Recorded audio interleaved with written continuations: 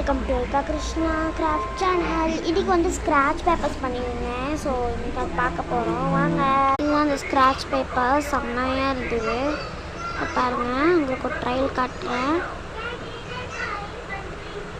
Pink கலர்ஸ்லேயும் இருக்கும். நான் வந்து மொத்தம் 9 கலர்ஸ்லேருந்து 10 கலர்ஸ் வரைக்கும் யூஸ் பண்ணியிருக்கேன்.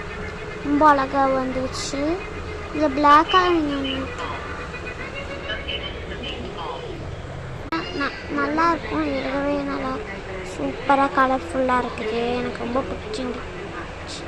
ஃப்ளவர் டிசைன் மாதிரி ஈஸியாக இருக்கும்.